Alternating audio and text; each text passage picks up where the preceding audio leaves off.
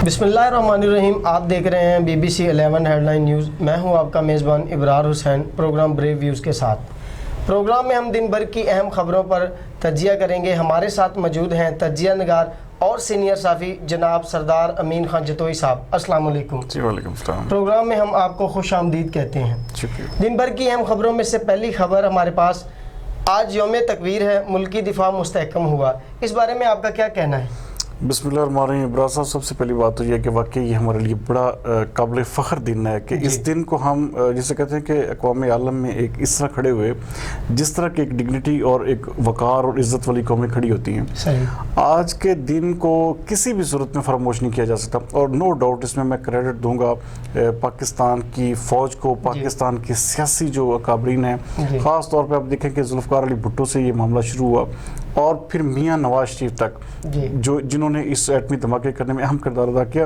ये बहुत बड़ी बात है। आप ये देखें कि जब आपके ऊपर पूरी दुनिया का प्रेशर हो और आप पूरी दुनिया आपको जो है रोक रही हो और बाकायदा आपको ऑफरें की जा रही हूँ पैसों की, एड्स की, तो आप उसको ठुकरा दें और आप अपने कौमी वक़ार को इसके ऊपर जो है ना हावी करें, तो ये बहुत बड़ी बात है।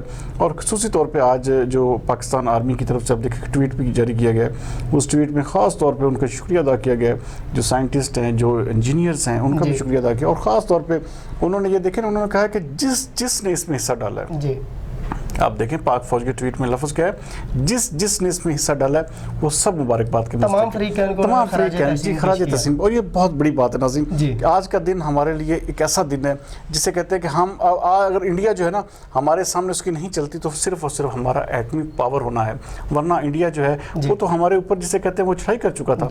तो ये अल्हम्दुलिल्लाह हम आज अल्लाह का लाख लाख शुक्र अदा करते हैं कि हमारा ये दिन जो है ये एक ऐसा दिन है जिसको हम पूरे फ़ख्र और पूरे जोश व वल्वले के साथ जोश खरोम के साथ मनाते हैं। जी, दूसरी खबर है उज़्मा खां केस, जो वीडियो वायरल हुई है, इस हवाले से आप क्या कहेंगे?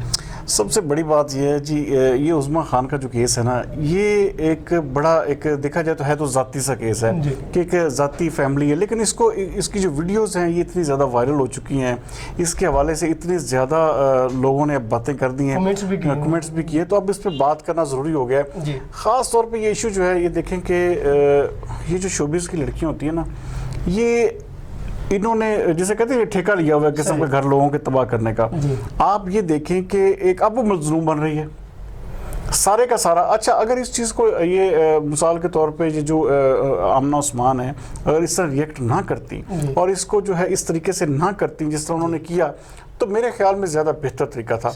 लेकिन अब ये मामला हाईलाइट हो चुका है, अब हर बंदा जो है अब नाम जुड़ा जा रहा है जी, मलक रियाज को जो है ना मलाइन किया जा रहा है। लेकिन मलक रियाज का इस मामले से क्या ताल्लुक हो सकता है? हाँ, अगर मिसाल के तौर पे अगर पावर शो की है तो वो पावर देखिए कि वो उसकी बीवी है, जिस बंदे के साथ वो लड़कियां पाई गई वो उस बंदे की बीवी है, तो वो जारी बात है वो हक रखती है कि वो पूछे कि भाई आया तुम ये क्यों कर रहे हो। तो वो एक उसका बयान भी इस हवाले से जारी हुआ है और आज उस हवाले से उन्होंने प्रेस कॉन्फ्रेंस की जिसमें उन्होंने बड़े इल्ज़ामात लगाए हैं। अब देखें वो जो अदाकाराएँ हैं वो आ चुकी हैं बाकायदा तौर पर चुंगल में। अब उनका जो है वो जिसे कहते हैं कि इसमें जी बिल्कुल नहीं उनको नहीं फंस कौन चुका, मलक रियाज की जो फैमिली है वो फंस चुकी है। इनकी बात कर रहा हूं। हाँ जी, वो फंस चुकी है। तो अब सबसे बड़ा जो है ना इस वक्त मैं कहता हूँ कि ये इस मामले में मुकम्मल तौर पे जिसे कहते हैं कि अगर हम इंसानियत का नाता देखें तो कोई भी औरत बर्दाश्त नहीं करती कि उसका जो हस्बैंड है वो किसी और के साथ इस तरह जो है ना, तो ये चीज़ें जो हैं ज़ाती तौर पे बड़ी तकलीफ दे हैं। और उसमें उठाया जा रहा है जी मलक रियाज के बारे में कोई बोलता है, मलक रियाज कोई मुकद्दस गाय नहीं है कि जिसके बारे में हम बोल नहीं सकते या कुछ कह नहीं सकते, या मलक रियाज जो है हमें किसी को खाने देता। अब देखिए अगर हम उसका मौक़िफ़ चलाते हैं, अब देखें इब्रार साहब सबसे बड़ी बात ये कि कल हमने उसका मौक़िफ़ चलाया उस बीबी जो आमना उस्मान है, तो लोगों ने हम पे भी इल्ज़ाम लगाना शुरू, भाई शायद आपने पैसे लेके चला रही। तो भाई हम लोग पैसे नहीं लेते, हम लोग इन कामों में नहीं आते, हमें जो मौक़िफ़ आता है, अगर उज़्मा जो है खान वो अपना मौक़िफ़ बयान करेंगी या वो कोई वीडियो ऐसी देंगी या वायरल करेंगी तो हम उसको भी चलाएँगे। तो हमारा मकसद सिर्फ ये है कि अवाम और नास तक हकीकत पहुँचे, حقیقت ہے کیا. تو اس سارے معاملے میں یہ ایک صرف اور صرف عورتوں کا پرسنل کلیش ہے. جس طرح کی ایک بات ہوتی ہے تو وہ اس طرح کہنا کہ جی یہ ہوا وہ ہوا. اب سراسر جو ہے وہ آمنہ عثمان کو اور اس کی فیملی کو مکمل طور پہ رگیدا جائے گا.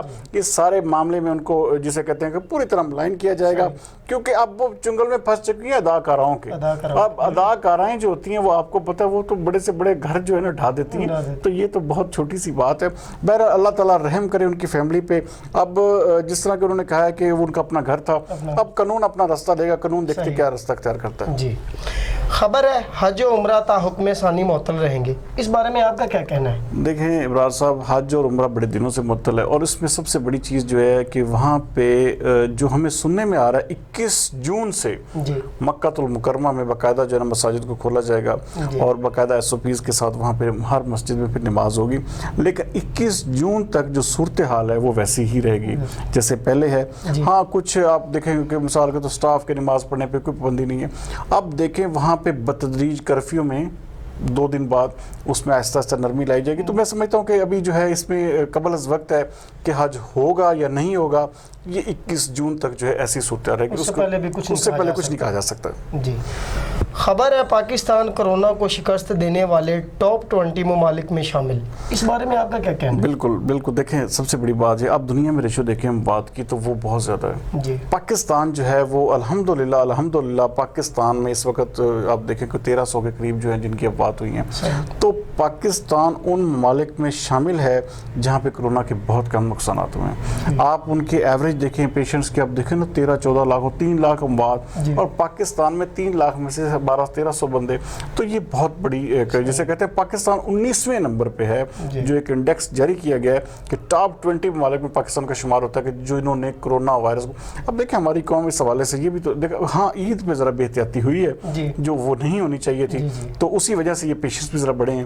تو امید کرتے ہیں کہ آنے والے دنوں میں عوام اور جو انتظامیہ ہے اس حوالے سے بہتر ایکشن لے کے اس حوالے سے مناسب عمل کرے گی, اور جو کرونا وائرس ہے اس کے پھیلاؤ یا اس کا جو سدباب جو ممکن ہو سکے. SOPs پر عمل درآمد جی بالکل ضروری ہے. خبر ہے ورلڈ کپ میں بھارت جو ہے انگلینڈ سے جان بوجھ کر ہارا, بین سٹوکس نے نیا پنڈورا باکس کھول دیا. بالکل صحیح بات ہے. بالکل ابراز صاحب, یہ 100% کیا یہ 1000% ہے کہ انڈیا نے وہ میچ جان بوجھ کر ہارا. انڈیا صرف اس لیے ہارا کہ پاکستان کا اسے سیمی فائنل میں سامنا نہ کرنا پڑے, اور اس نے آپ دیکھیں وکٹیں ساری باقی ہیں. آپ کا جو مین پلیئر وہ وراٹ کوہلی اور دھونی جو ہیں بیٹنگ کریز پہ موجود ہے, اور وہ ٹپ ٹپ کر کے سنگلیں لے رہے ہیں. اب 337 کا ٹارگٹ ہے, 306 جو ہے انہوں نے 50 اوور میں کیا, اور ان کی وکٹیں بھی باقی تھی. تو یہ سب کچھ ایک پری پلان تھا, اور پاکستان کو جو ہے تھا وہ سیمی فائنل سے روکنے کے لیے کیا گیا, اور تاکہ اس کا مقابلہ پھر اگر پاکستان اگر وہ جیت جاتا میچ تو پاکستان سیمی فائنل میں پہنچ جاتا. صرف اور صرف پاکستان کا سامنا نہ کرنے کے لیے اور پاکستان کو پیچھے کرنے کے لیے یہ میچ ہارا گیا. اور اب بھی اگر ICC جو ہے اس حوالے سے کوئی عمل نہیں دکھاتی یا کچھ ایکشن نہیں لیتی تو میرے خیال میں پھر اس کا مطلب ہے کہ صرف پاکستان پہ ہی ان کا سکہ چلتا ہے, اور باقی جو واقعی بگ تھری ہے ان کے اوپر کوئی ICC عمل. اور پاکستان کرکٹ بورڈ دیکھیں اس سارے معاملے میں ابھی تک مکمل طور پہ خاموش ہے. جبکہ انگلینڈ کے کھلاڑی نے اپنی کتاب بین سٹوک آن فائر اس میں اس نے واضح طور پہ لکھا ہے کہ انڈیا جو تھا وہ میچ جان بوجھ کے ہارا ہے. تو اس سے پیچھے کوئی ایک کھلاڑی کہہ رہا ہے تو پیچھے ICC کے کابرین کو دیکھنا چاہیے. کی طرف سے بھی کوئی ہاں جی نہیں بالکل ہاں, لیکن یہ حقیقت ہے کہ وہ میچ جان بوجھ کے ہارا گیا. جی ٹھیک.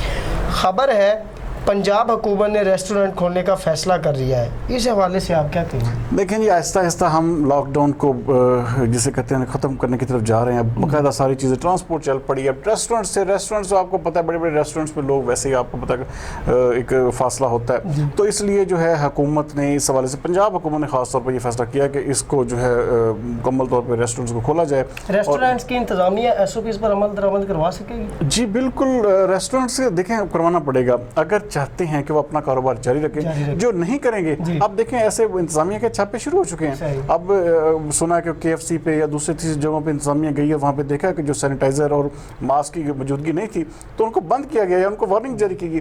تو امید ہے آنے والے دنوں میں ریسٹورنٹس اوپن ہوں گے, اور اس حوالے سے امید ہے کہ ہم کاروباری سرگرمیاں جو ہے دوبارہ سے بحال ہو جائیں گے. بہت شکریہ ناظرین, یہ تھی دن بھر کی اہم خبریں جن پر ہم نے ڈسکشن کی. کل تک کے لیے مجھے دیجیے اجازت. پاکستان زندہ باد.